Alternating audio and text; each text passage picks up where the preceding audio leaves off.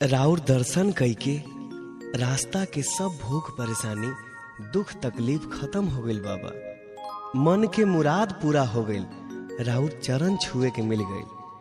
बाबा रउआ त अंतर्यामी है, सबके मन के बात जानतनी।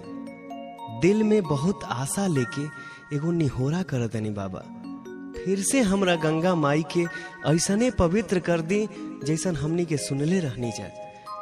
आई आदमी के बस के बात नहीं खे बाबा, अब तो रउए कुछ करे के पड़ी।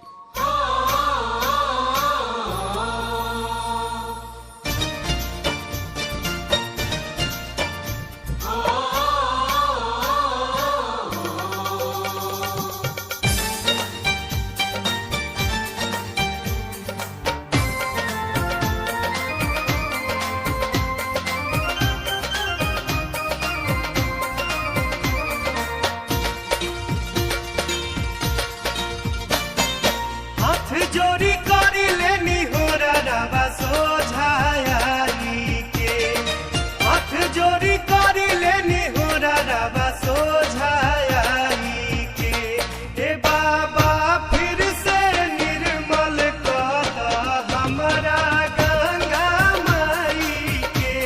ए बाबा फिर से निर्मल कर हमरा गंगा माई के।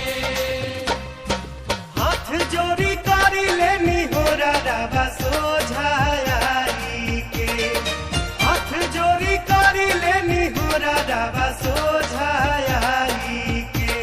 ए बाबा फिर से निर्मल कर हमरा गंगा माई के। ए बाबा फिर से निर्मल कर हमरा गंगा माई के।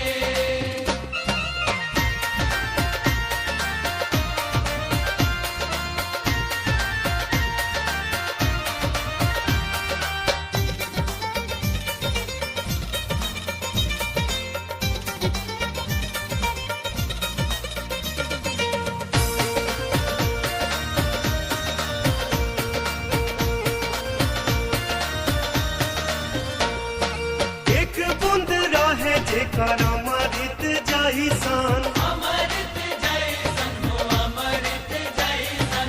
अब देखी बाबा दुर्दशा भइल।